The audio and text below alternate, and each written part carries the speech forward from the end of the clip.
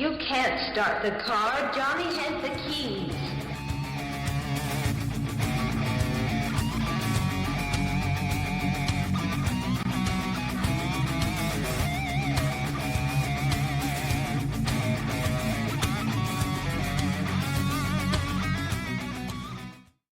You're not watching holiday movies? Come on. You know me, I'm on the Lifetime channel every December 1st. Yeah, Hallmark.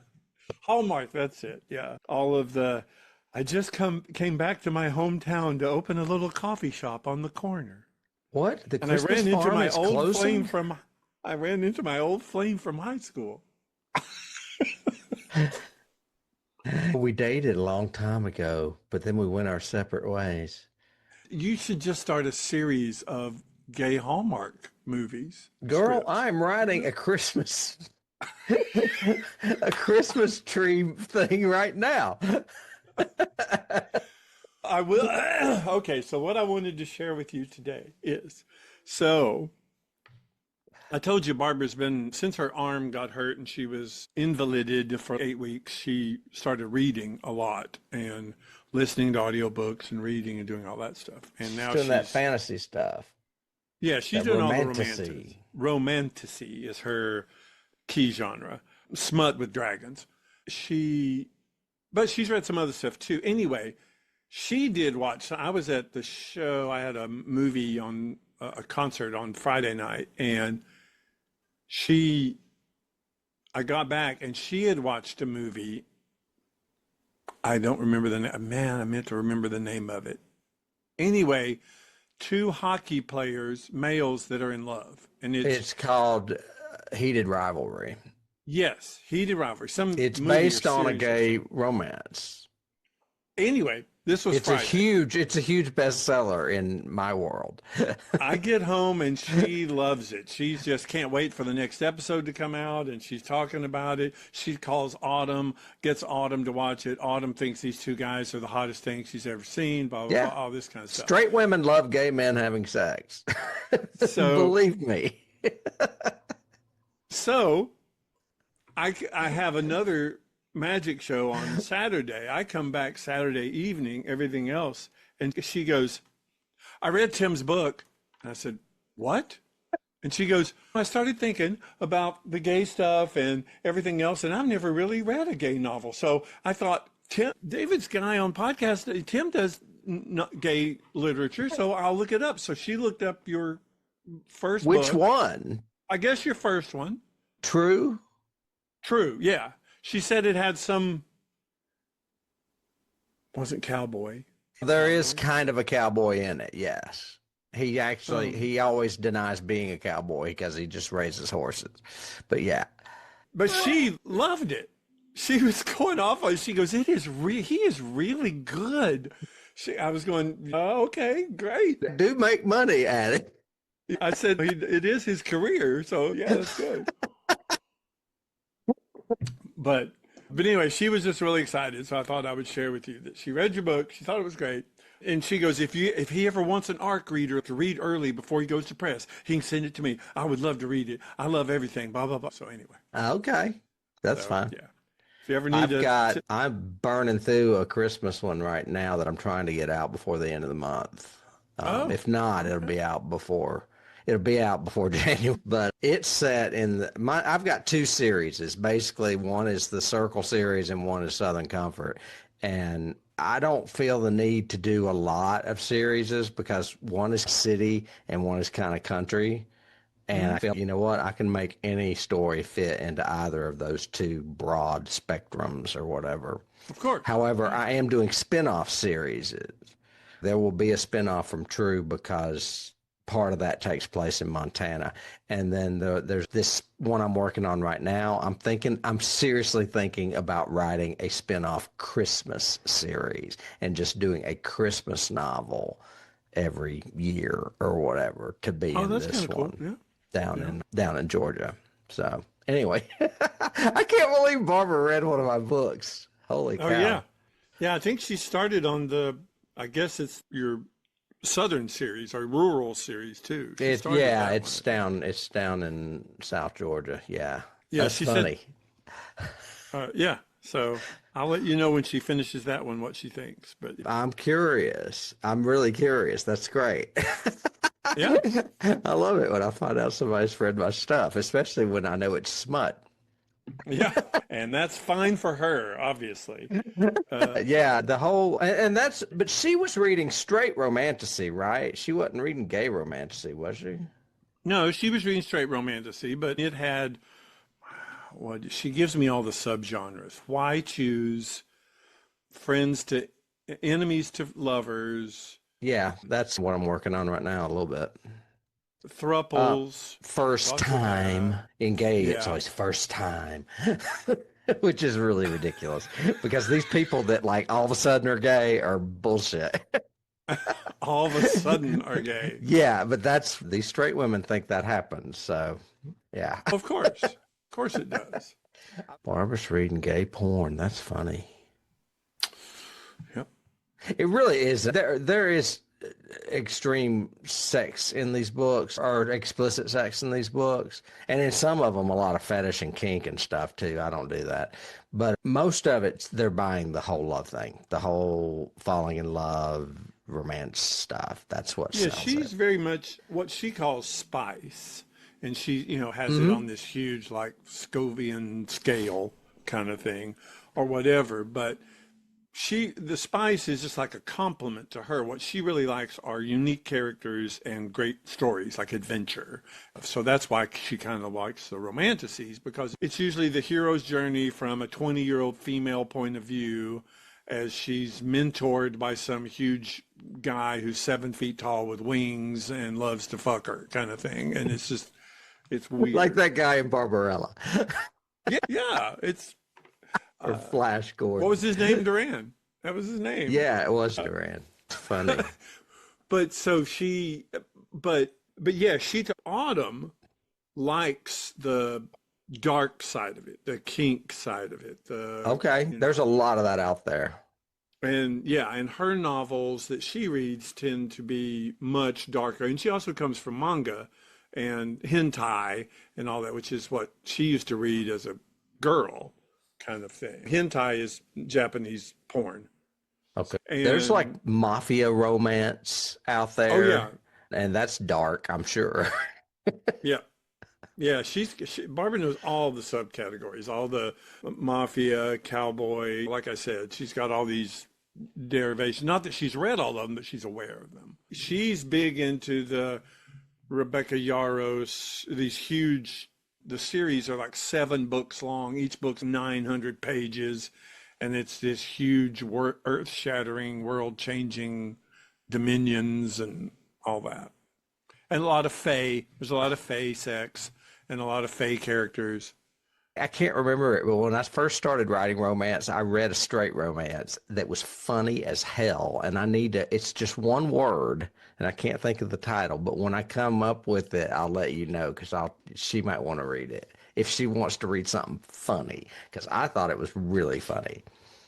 Oh, she likes funny too. And she likes the characters that are written more humorously or snarky or snippy. God, it's a pink book. Of course it's pink, but I can't think of the damn name of it. Anyway, because I don't really pay that much attention to straight romance. How did she find out my name? Because I told her your name. I knew your name. I think I sent you a copy of True a long time ago when you were doing the audio for the zombie book. But I think it's so funny that both of you are in my worlds. I have 2 worlds now, the horror sci-fi world and the gay romance world. And your wife is in one, and now you're in this one. It's just weird. And she's got this one audio book because, okay, I think I told you this. She's also different too, because she likes to read and listen at the same time. So she listens to an audiobook as she's reading it. So she'll buy 2 copies of everything. Oh, I've done that. The audiobook and the straight book.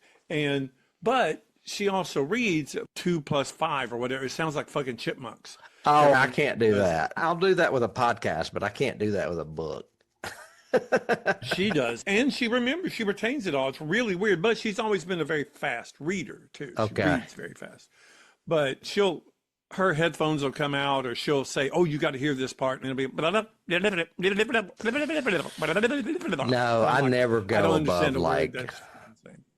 like a few notches. I never go too fast, but and that's with podcast. I don't usually do it with books, but I suspect that's why a lot of romance writers are successful, is because the people are reading them so fast they don't see the mistakes and crap. Maybe, yeah.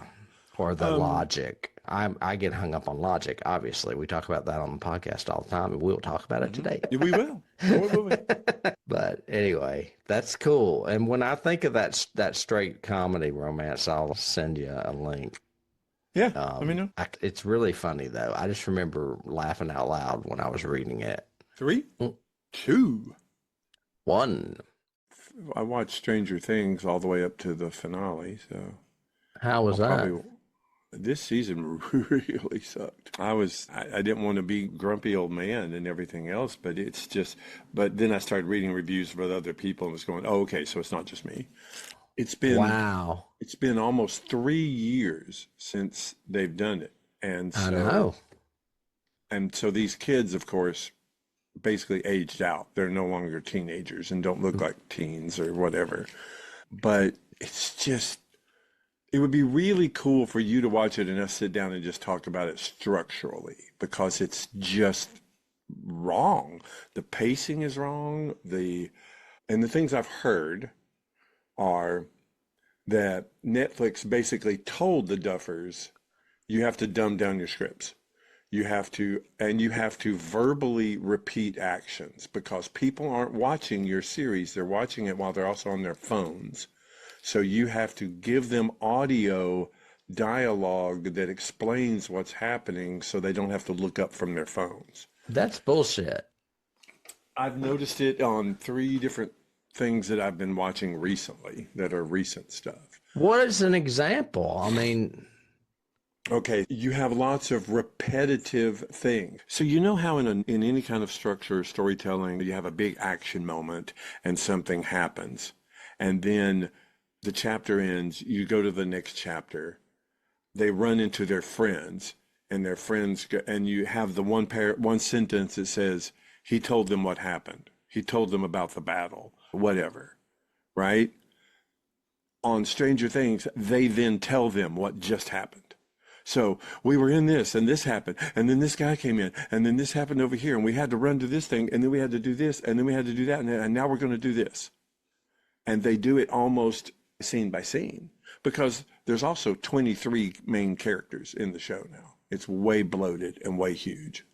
So you've got so many characters that are... So then you go to a next scene, and suddenly everybody there knows what's been happening for the past 2 hours, but nobody told anybody, and we just suddenly appeared here, and characters suddenly seem to know everything that's going on, and there's no time passage. So it's very weird. It's very structurally wrong. There's plot armor everywhere, so there is no danger whatsoever. They haven't killed anybody this entire season.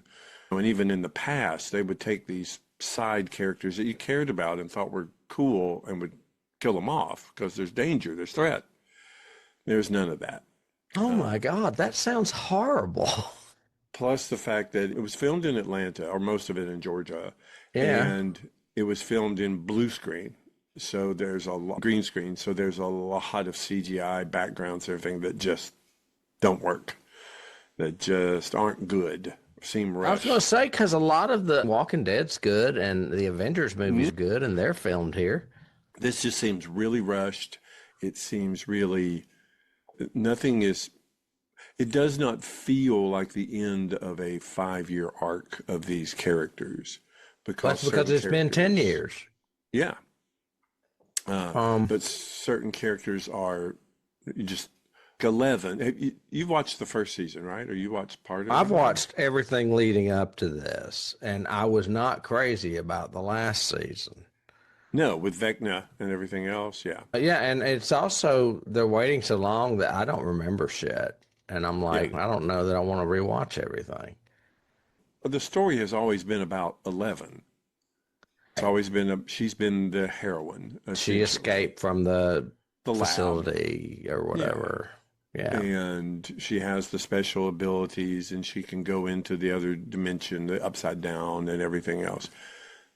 These episodes this season are heavily bloated. None of them are under an hour. Some of them are 2 hours. Some of them are an hour and 45. Yet 11 literally has only done two things, and they were minor, pull a wall down to help somebody sort of things. She's done nothing. They're like not using her. And I'm like, why? Are they mad at Millie Bobby Brown or something? did they just not, they're saving her for the very last freaking hour? Or what? I don't understand. I just looked up the Duffer Brothers, and they've done literally nothing since this. So what the fuck is their problem? You'll see. I'll be very curious to, when you see this season, what you think of the Well, we way don't it's have Netflix plotted. right now, so it'll be a while.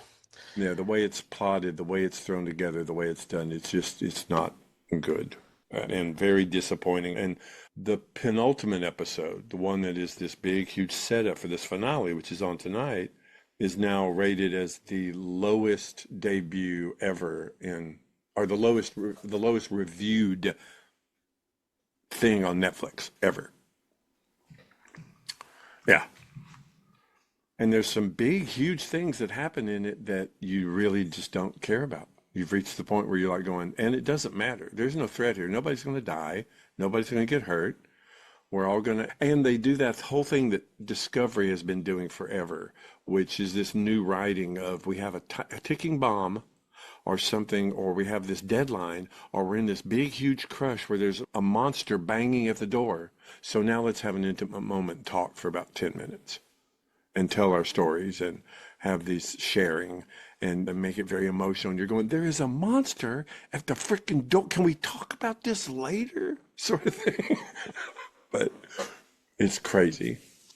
Maybe they'll get out of the whole streaming thing and into movies then, because Spielberg tapped them to do The Talisman, the Stephen King book, which would be great. But I the don't last know. I saw was it stalled. I read a thing the day before yesterday that said that whole production has stalled. And But if it has, it's probably because of the reception of this. I think so too. But I was Probably. wondering if maybe they're just tied up working with Spielberg and don't care about this anymore. I don't know.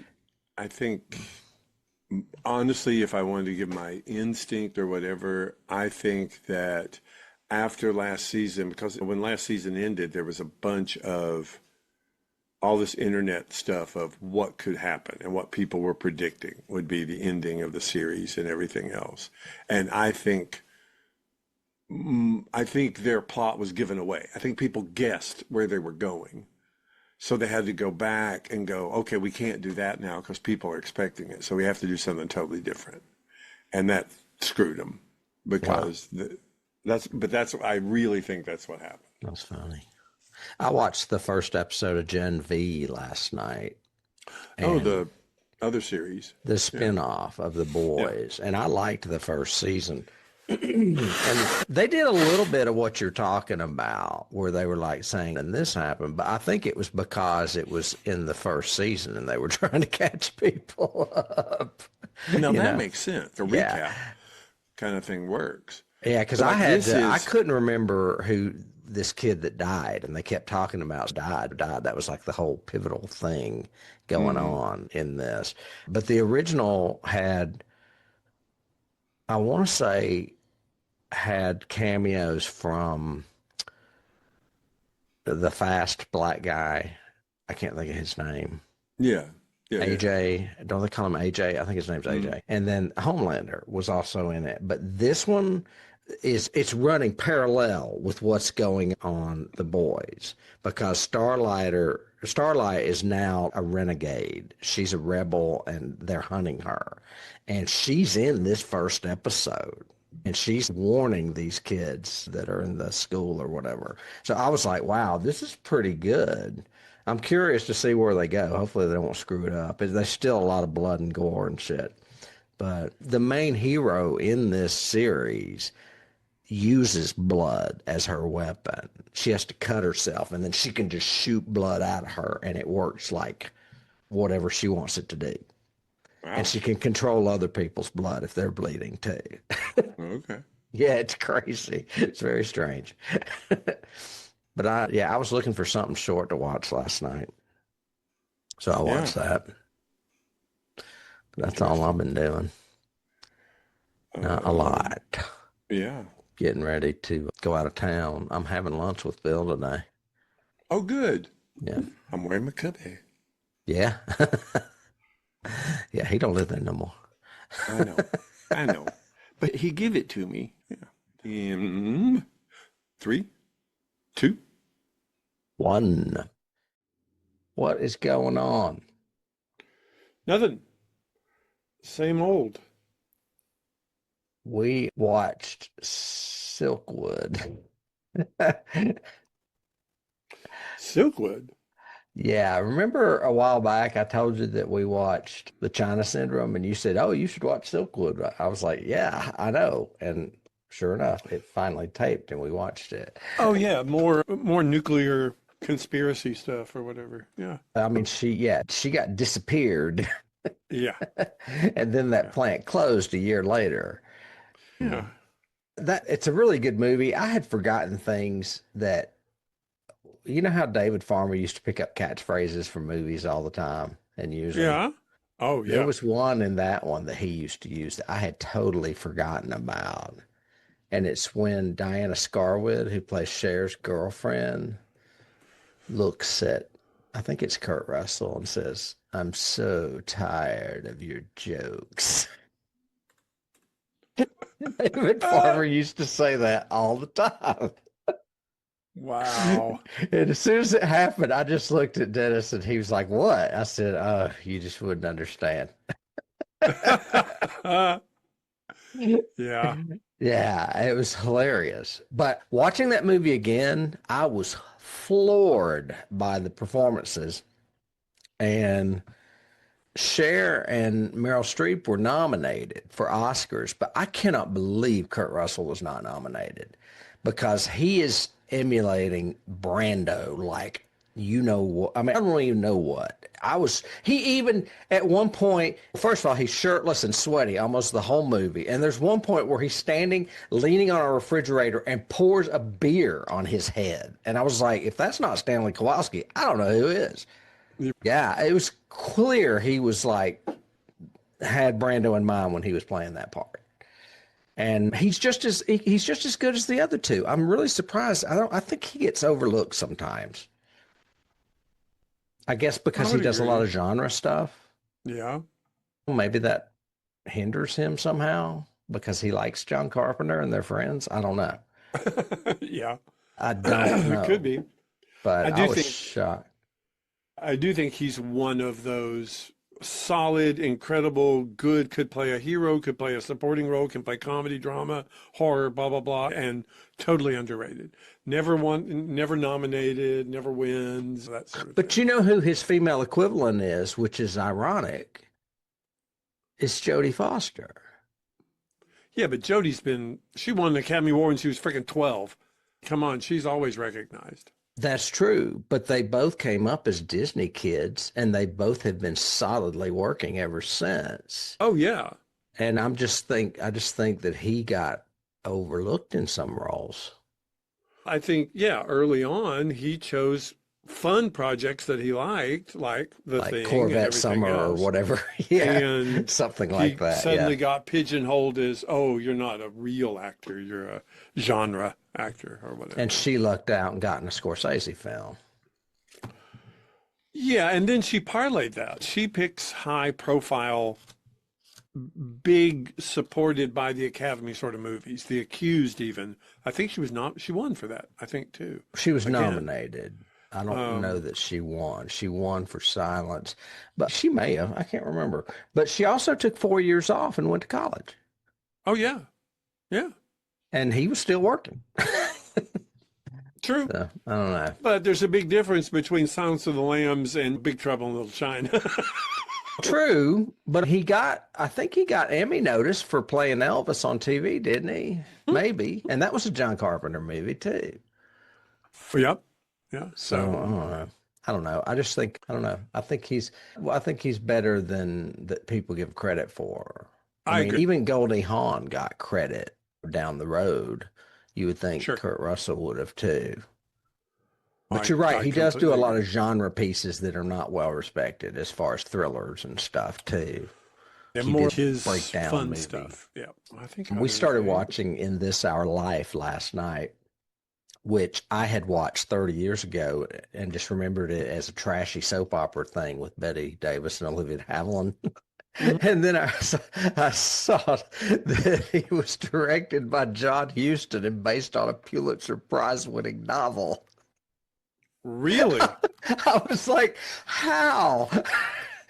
Because it is such trash. It's a very trashy. Barbara has watched every minute of that new Ryan Johnson Kardashian piece of shit that is horrible. Is it the one with Glenn Close? Yeah. That's Ryan Murphy, not Ryan. Ryan Murphy, sorry. Yeah. I said Ryan Johnson. That's the guy that destroyed Star Wars. He's the Knives Out guy too, isn't he? Yeah. Okay. Yeah.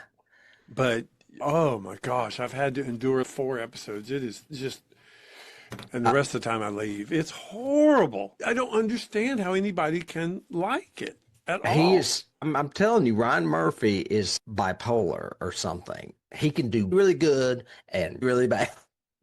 There's never really an in between. But yeah, like the Ed Gein thing is terrifying and really good in my opinion. But he was nominated for a Golden Globe, but he didn't win. I saw the But Golden how- Globes last weekend. how can Naomi Watts and Glenn Close do these parts and keep a straight face? Are you just doing it for the paycheck? Are you just doing it because it's Ryan Murphy? I don't understand. From what I understand, Sarah Paulson's the best thing about it. And they said the reason she's the best thing about it is because she has the most ridiculous lines, but can still say them convincingly. Oh yeah. As long as you like that character she is doing, which is this ultra cynical, ultra scathing bitch that just has a comeback for everything and puts people down and isn't afraid to cuss and blah, blah, blah, whatever. As long as you like that, she's great. But Okay.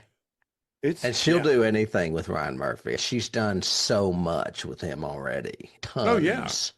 Oh yeah. She even did that Nurse Ratched series, which I don't even know why they made that.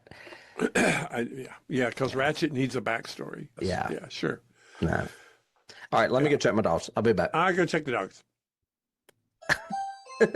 Yep. I'm responsible for him.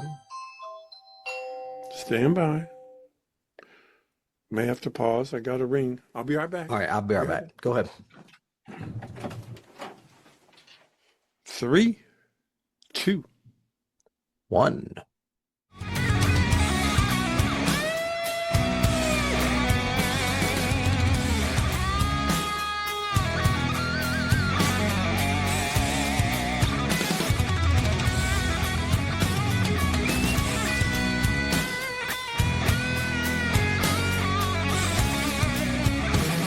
You can't start the car. Johnny has the keys.